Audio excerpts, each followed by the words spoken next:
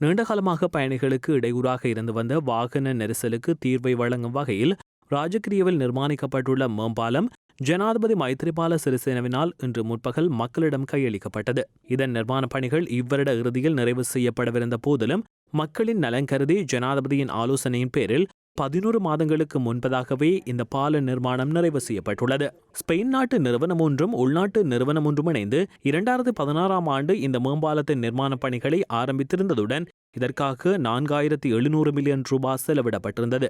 4 வழி பாதைகளை கொண்ட இப்பாலம் 534 மீட்டர் நீளம் கொண்டதுடன் இதனை அண்மித்த பல பாதைகளை அபிவிருத்தி செய்ய நடவடிக்கை எடுக்கப்பட்டுள்ளது.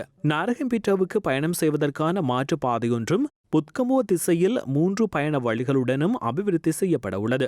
உயர் தொழில்நுட்பத்தை பயன்படுத்தி பொறியியல் நியமங்களுக்கேற்ப நிர்மாணிக்கப்பட்டுள்ள இப்பாலம் இரும்பின் மீது கொங்கிரீட் போடப்பட்டு அமைக்கப்பட்ட ஸ்ரீலங்காவின் முதலாவது மேம்பாலமாக வரலாற்றில் இடம் பிடித்துள்ளது. அத்துடன் ஸ்ரீலங்காவில் இதுவரை நிர்மாணிக்கப்பட்டுள்ள அழகிய மேம்பாலமாகவும் இது பதிவாகியுள்ளது. நாளொன்றுக்கு சுமார் 1 லட்சத்துக்கும் அதிகமான வாகனங்கள் பயணிக்கும் ராஜகிரிய முச்சந்தி வாகன நெரிசல் கூடிய பிரதேசமாக இருந்ததுடன் இதன் காரணமாக இவ்வீதியில் வாகனங்கள் மணிக்கு சுமார் 2 கிலோமீட்டர் என்ற வேகத்திலேயே பயணிக்க வேண்டியிருந்தது. இப்பாலம் திறந்து வைக்கப்பட்டிருப்பதால் ராஜகிரிய சுற்று பிரதேசங்களின் நிலவும் வாகன நெரிசல் குறைவடையும் என்பதுடன் தற்போதைய வேக எல்லை முன்னரை விட 8 மடங்காக அதிகரிக்கும் என்றும் எதிர்பார்க்கப்படுகின்றது. பிரித் பாராயணம் செய்யப்பட்டு மேம்பாலம் ஜனாதிபதி மற்றும் பிரதமர் ஆகியோரால் திறந்து வைக்கப்பட்டது.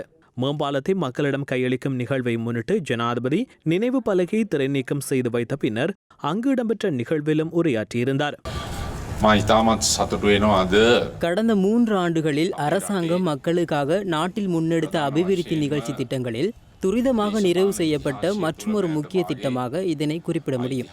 சுதந்திரம், ஜனநாயகம், சமூக உரிமை மற்றும் அடிப்படை உரிமைகள், ஊடக சுதந்திரம் என்பவை பின்னடைந்திருந்த ஒரு யுகத்தில் நாட்டு மக்கள் புதியதோர் பயணத்தை மேற்கொள்வதற்காக 2015 ஜனவரி 8ஆம் திகதி என்னை நாட்டின் அரச தலைவராக தெரிவு செய்தனர்.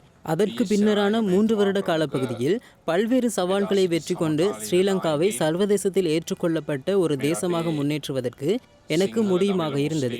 ஜனவரி 8ஆம் திகதி உன்னத புரட்சிக்கு தலைமை தாங்கிய முக்கிய ஆளுமையான மாதுலுவாவே சோபித்த தேரரின் பெயரை இந்த மேம்பாலத்திற்கு வைப்பது பொருத்தமானதாகும். பிரதமர் ரணில் விக்ரமசிங்க, அமைச்சர்களான லக்ஷ்மி கிரியல்ல, சம்பிக்க ரணவக்க, வஜ்ர அபயவர்தன, மஹிந்த அமரவீர ஆகியோருடன் பிரதியமைச்சர் கலாநிதி ஹர்ஷ டி சில்வா, ராஜாங்க அமைச்சர் டிலான் பெரேரா ஆகியோரும் இந்த நிகழ்வில் பங்கேற்றிருந்தனர்.